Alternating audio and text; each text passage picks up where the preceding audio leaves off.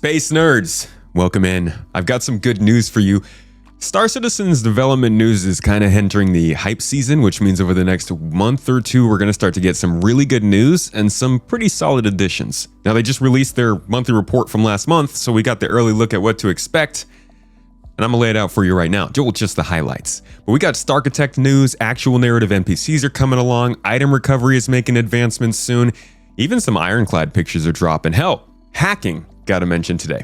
So let's get into the summary. I'm going to give you the highlights today, and if you want the full read through with all the context, that'll be up on the channel in a couple of days. So maybe subscribe if you want it later. Let's get started.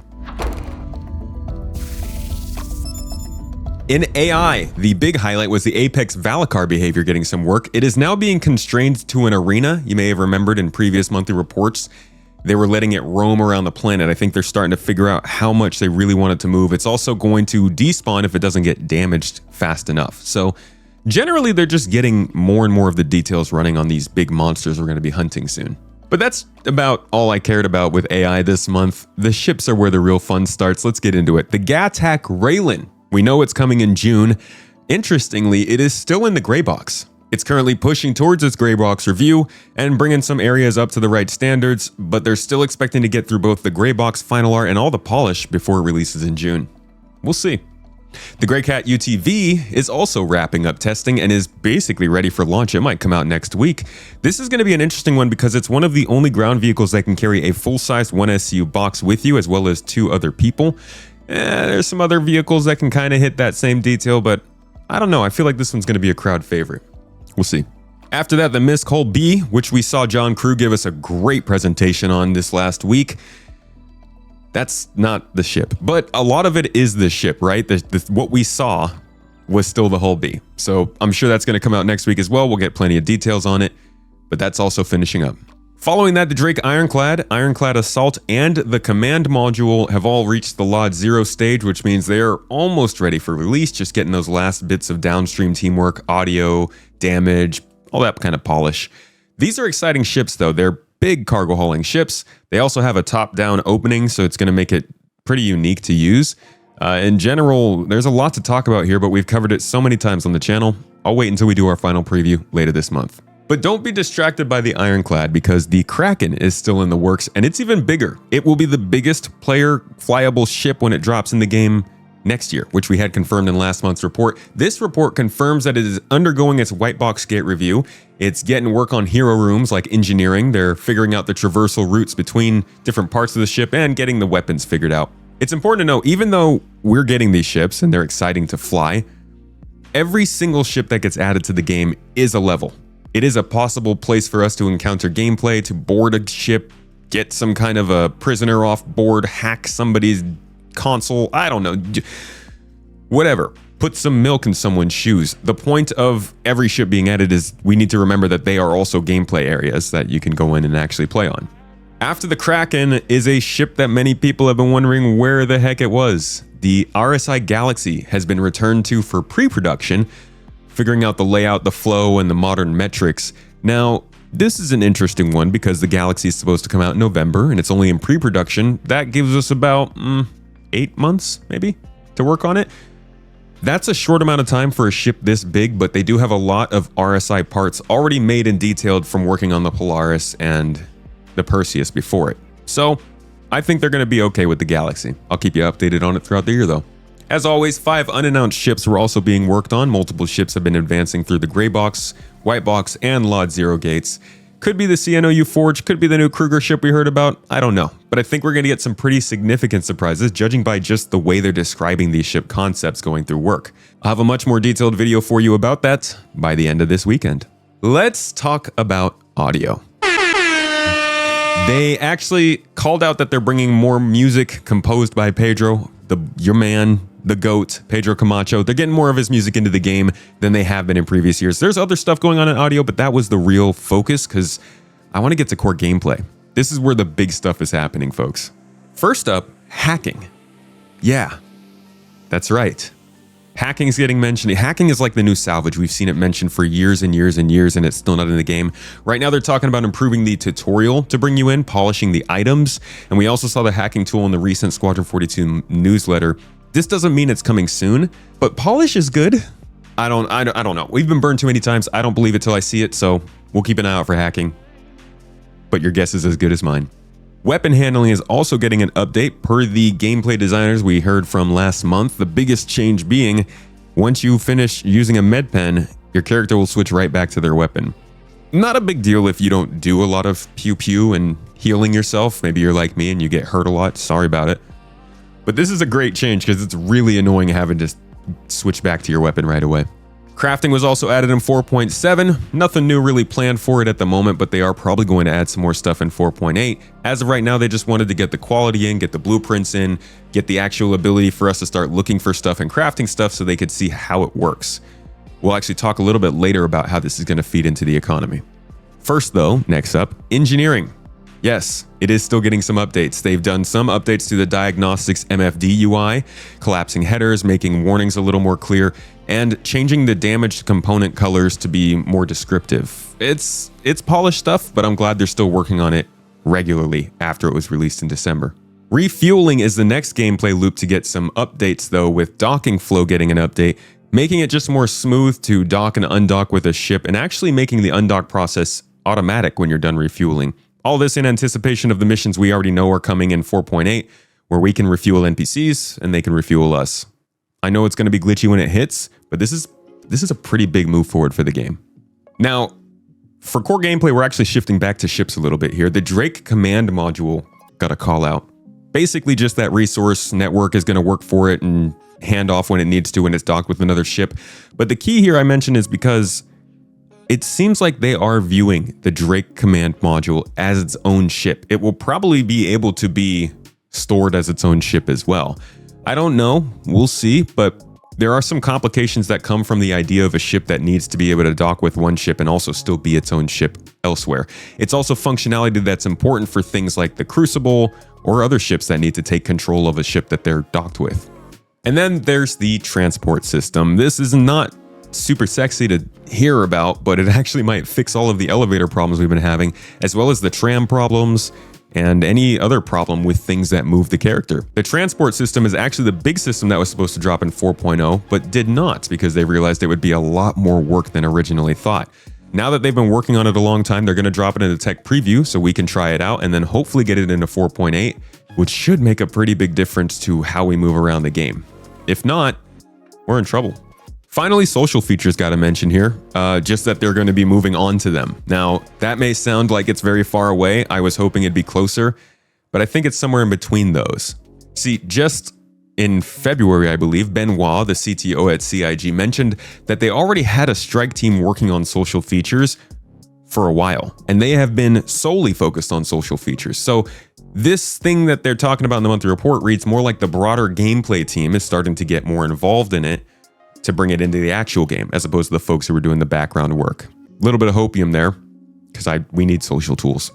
All right, now on to the first update from a new team, Creature Content. The Creature Content team is now expanding the creature variety, quality, and general population around the game, making sure they show up in the right spots and they have the right attributes. This is important because, as we've seen in the CitizenCon 2024 presentation, they have a lot of fauna planned for the release of this game.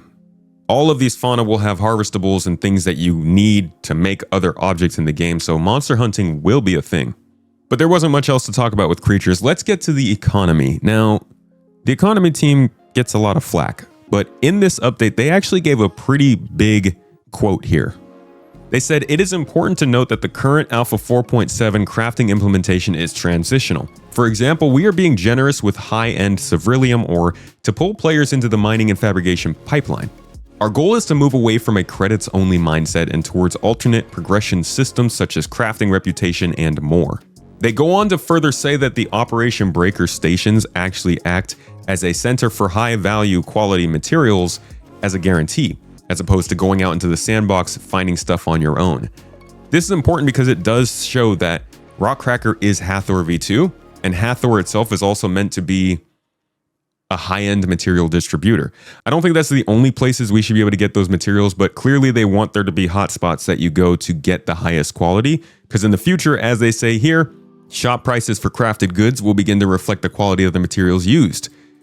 The amount you're going to be able to sell things for and earn is going to be based around what you can find and create. This is also cool because that means the people who don't like crafting can just go and buy stuff from the people who do. It points towards a big player economy, and it also brings up a question about where your simulation is going to land. Quantum, Star Sim, the entire idea of living in a verse that's actually living and operating even when you're not online is important, and they really need to make sure that they talk more about that soon. Okay, game intelligence development. Definitely not the team I'd be working on if I worked there.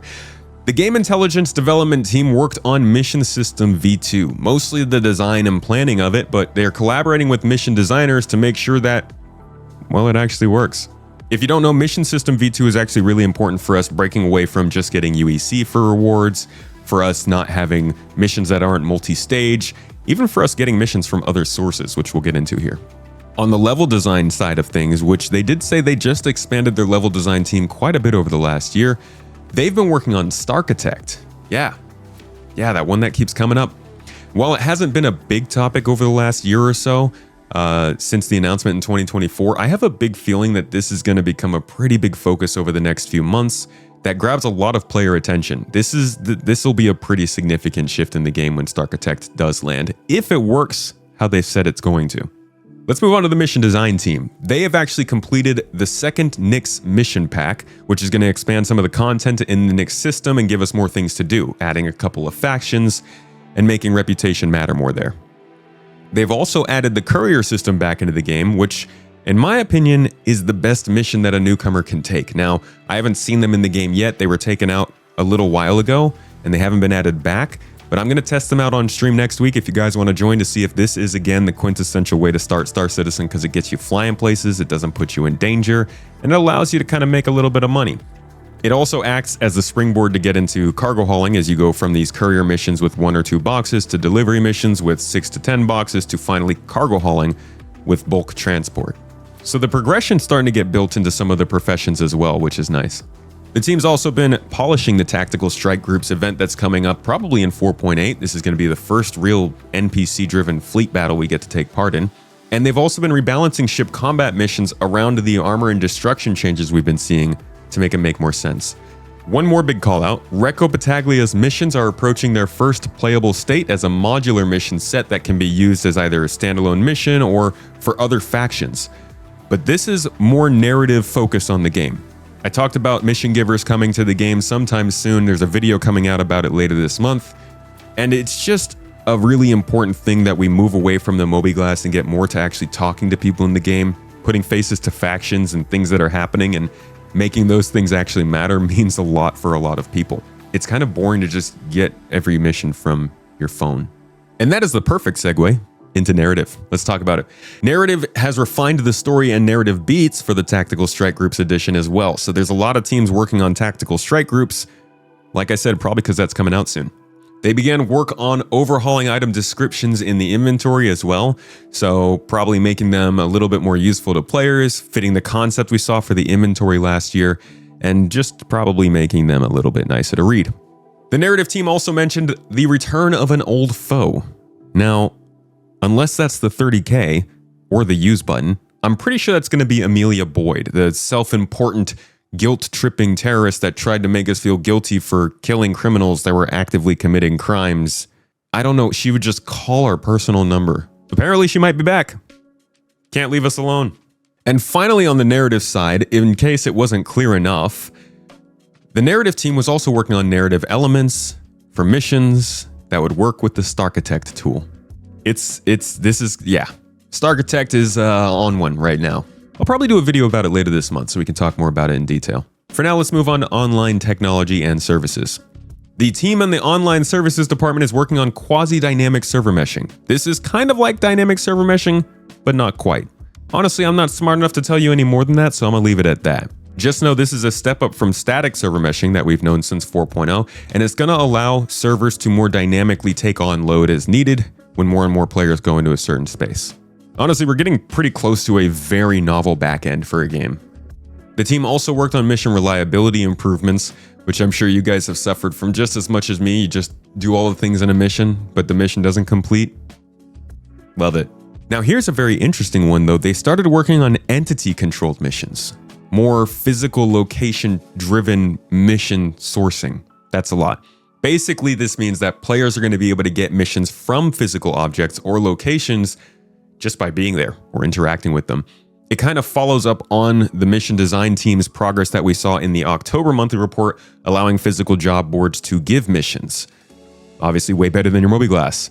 We are getting ever closer to a dynamic environment where you can find more opportunities through exploration and inquiry rather than just going on your mobiGlas and scrolling down a list and picking it. This is way better. And it seems like several teams in the company are moving towards this goal of just more naturally being able to pick up missions and exist in the world rather than feeling like you have to go through some sort of ritual every time you want to do gameplay. Genuinely feels like Star Citizen is starting to actually get the game systems in place rather than just the tech and features. That being said, we'll see how this goes. I'll probably do a dedicated video on this closer to like May. Oh, one last thing. Geez, they really just knocked it out of the park this month. Item imprint is getting worked on. This is the ownership and persistence system that allows items to actually stay with our character or account. Not only that, I think this will also help with things like registering items, item recovery, just in general, an ownership system in the game. How many of you have tried to sell something from a box somebody gave you and it's marked as stolen so you can't sell it? No more of that, please. All right, tech art and tech animation. Last, but certainly not least, the tech animation team has been continuing work with creatures like we saw in the AI department, cloth work for, Starcloth, but also for Squadron 42's super heavy combat armor, making a move over to the PU. I don't know if this is the super heavy armor that was discussed during the FPS Star Citizen Live in February or March, which is supposed to have power requirements and use unique weaponry that you can't carry otherwise, but this does fall right in line with the fact that they're building out item and armor customization and crafting, which have different stats. They're adding more stats to the armor using the Star Wars system that we're going to see probably in the next monthly report. Ultimately, this is about just giving everybody a different experience in the game when they choose to use different equipment, armor, guns, ships, whatever. It's about providing a more nuanced game experience. We'll see if it works out. That is it for this monthly report and all the good stuff in it. Like I said, it's a thick one. This is just the highlights. If you want to see all of the good stuff, including everything I have to say about what's going on, the context, the previous reports, the things devs has said about all this stuff, I will be doing that live on the channel on Friday, which is probably today or tomorrow. And I will also be releasing that as a video here on the channel on Saturday or Sunday. So subscribe to Space Tomato 2 or Space Tomato Gaming if you want to keep up with the news and what's going on in Star Citizen. And thank you for watching this all the way to the end. I hope you enjoyed, and I'll see you in the next one.